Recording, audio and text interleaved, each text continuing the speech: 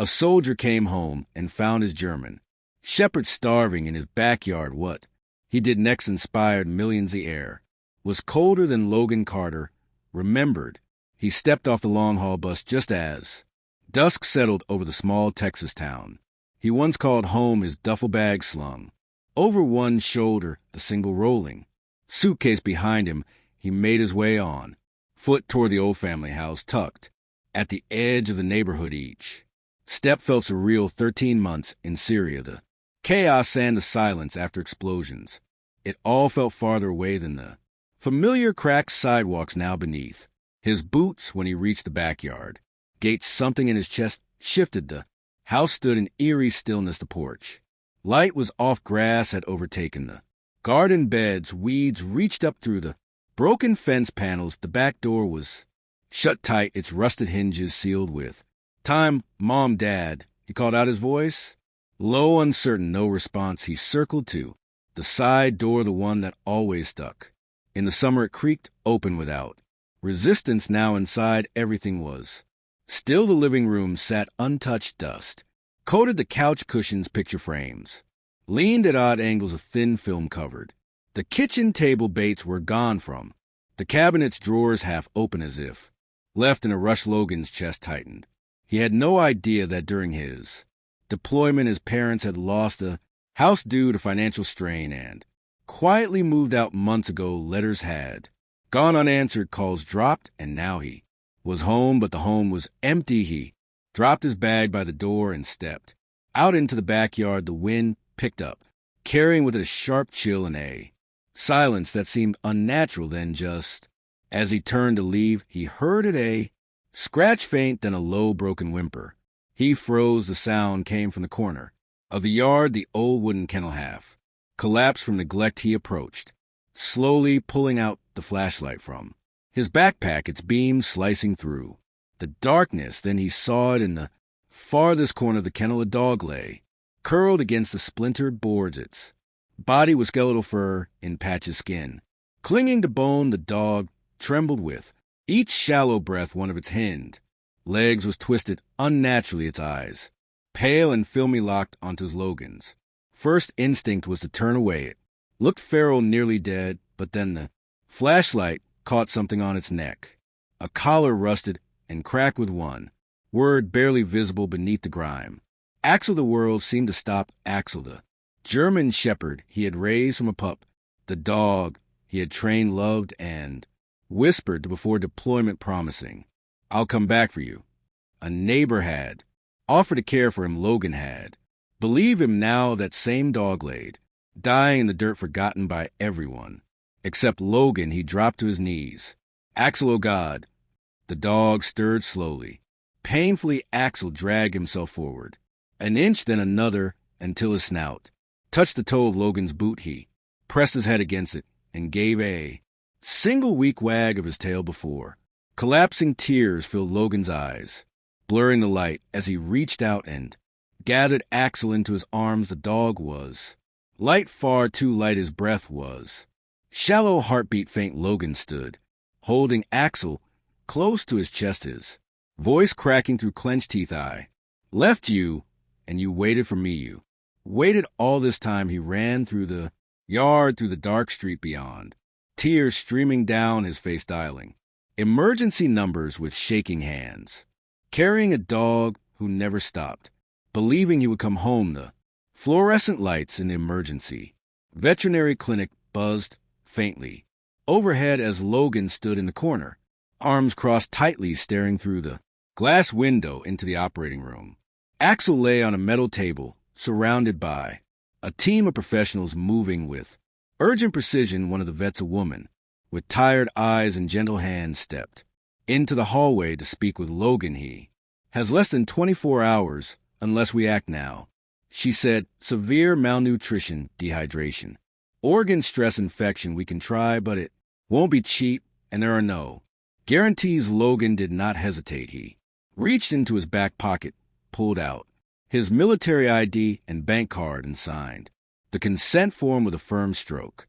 Every cent he had saved from his last tour, meant for a truck or a new start, would now go toward saving the only soul that had waited for him back at the house. The silence was deafening. Logan left the lights off, lit a single lamp in the living room, and started cleaning. He scrubbed the floors, vacuumed dust from the furniture, washed windows strewn with grime. It was nearly dawn when he stopped.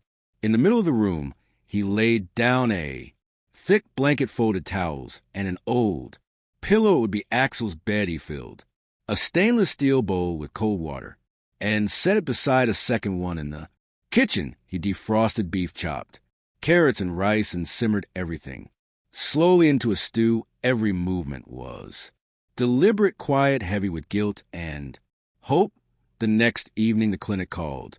Axel had made it through surgery. They brought him home wrapped in thermal blanket and 4 ports still taped to his front leg, a small shaved patch over a stitched wound. He could not walk. He barely lifted his head, but he was alive. Logan laid Axel on prepared bedding and knelt beside him. "We're here now," he whispered. "This is home again." Each day was a test of patience and endurance.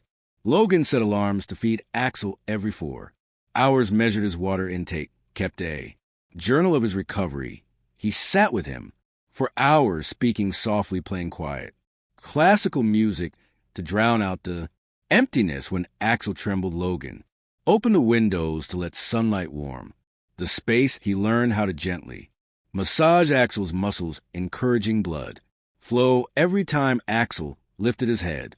Logan celebrated like a victory. Then came a night Logan's past broke through. It started like it always did. In the quiet memory, a sound of flash. Logan bolted upright from the couch, drenched in sweat, heart pounding as he gasped for air. His chest felt tight, vision blurred, hands clawing his shirt, and then movement. Axel, dragging his weak body across the floor, pulled himself into the room. Logan barely noticed until he felt a gentle nudge against his chest. A dog rested his head there, his breath slow and steady. A low whine vibrated through his throat, grounding Logan in the moment, anchoring him in something real. Logan wrapped his arms around Axel, pulled him in close, forehead press. "I came back for you," he whispered, voice cracking. "But maybe you came back for me, too." The room fell still again, but this time it was not empty. The days grew longer, and so did Axel's strength. With each passing morning, he seemed to reclaim a little more of the life he had nearly lost. What started as weak attempts to lift his head turned into dragging himself to the food bowl, and eventually, one crisp morning, he stood shaky, unsteady, but on all fours. Logan watched with wide eyes frozen in place, afraid that if he moved, the moment would vanish. Axel took one slow step, then another, then collapsed into the blanket, but he wagged his tail just once, and that was enough to bring tears to Logan's eyes. Recovery was not just Axel's journey, it was Logan's too. Since coming home, he had been relying on sleeping pills and occasional numbing habits to dull the constant hum of past trauma, but with Axel now needing him fully, Logan stopped taking the pills. He replaced the restless nights with walks in the yard, feeding schedules, and new purpose. He began preparing real meals, eating with Axel by his side. By the 3rd week, he started waking up early to stretch, to move, to breathe beside his dog. They trained together, Axel learning to walk again, Logan learning how to live again. Their days found rhythm, morning walks as the fog lifted from the grass, evening spent side by side on the porch steps, bathed in orange light, the wind brushing gently past them. Neither spoke, of course, but the silence was no longer something to fear. It was shared. One evening, Logan snapped a photo, Axel's head resting on his knee, the sun painting them gold on a whim. He logged into the old Facebook group for military veterans, a place he had not visited since deployment. He uploaded the photo and wrote, "He waited for me. I don't know how, but he did, and somehow he's helping me come back too." He almost did not hit post, but he did, and the response was like a tidal wave. Within hours, the post had hundreds of likes, comments poured in. Fellow soldiers shared their stories, their dogs, their pain. Messages came from strangers from widows of veterans from former medics, and nurses who remembered soldiers like Logan. They thanked him. They thanked Axel. Then came a private message, a short one I was going to end. My life tonight, then I read your story. Your dog saved more than you think, Logan. Read the message 3 times, staring at the screen in stunned silence. His hands trembled, not from fear, but from something else, something deeper. He blinked, swallowed, and leaned back in his chair. Axel, sensing the shift in energy, got up slowly and padded over. He climbed gently into Logan's lap, still too big for it, and laid his head squarely on Logan's chest. Logan wrapped his arms around the dog, holding him close. His eyes burned, but he let the tears fall, not out of grief this time, but out of something unfamiliar, something healing. He pressed his cheek into Axel's fur and whispered, "We're doing it, buddy. We're actually doing it." And in that golden silence, man and dog sat together, 2 souls who had once been lost, now leading others home. The afternoon sun cast long shadows across the park as Logan and Axel strolled along the winding path that had become part of their new routine. An hour outside every day, surrounded by the laughter of children, the rustle of leaves, and the normally that Logan once thought he would never feel again. Axel walked proudly by his side, still bearing a slight limp, but moving with strength and purpose that defied the memory of the frail dog Logan had found just weeks ago. They neared the playground where families gathered. Toddlers ran through the grass, and the air was filled with squeals of joy. Logan smiled faintly.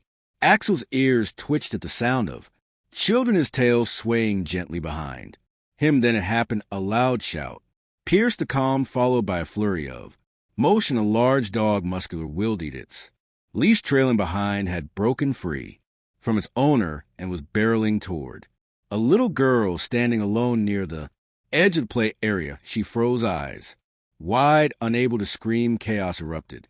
Parents shouted, people ran. Logan turned instinctively, his eyes locking on the incoming danger. He opened his mouth to call out, but before a word left his lips, Axel moved like a switch had been flipped inside him. Axel surged forward, body low, fast, every ounce of his training and protective instinct igniting all at once. Logan yelled his name, but Axel was already a blur across the grass. He reached the girl just as the other dog lunged. Axel threw himself into its path, intercepting the attack.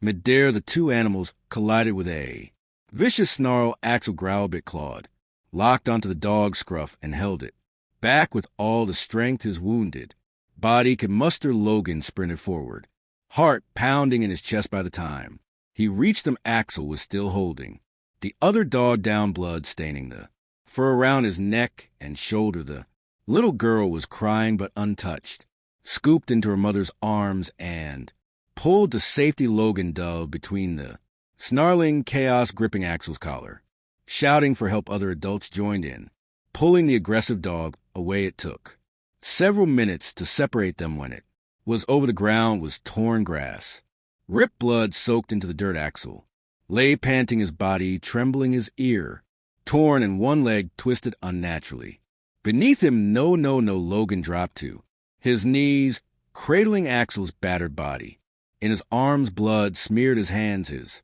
shirt, but he did not care. You're okay, buddy. Stay with me. You did good. You did so good. Axel blinked slowly, his chest rising and falling with shallow, labored breaths. The sound of sirens approached.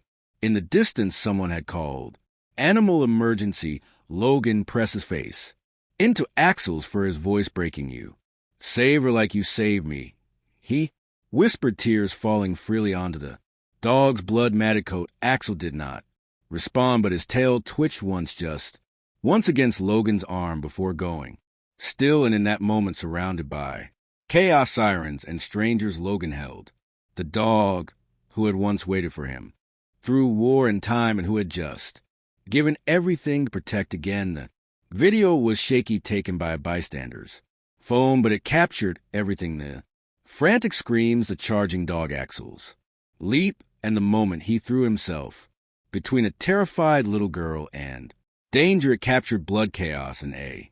Soldiers' trembling hands cradling his. Injured companion, within hours the clip, went viral. The media called it the Backyard Guardian story. News stations ran the footage on every major network. Headlines read, "Neglected dog becomes. Hero veteran's dog saves child from. Forgotten to fearless." Within days, Logan and Axel's faces were on every screen in America.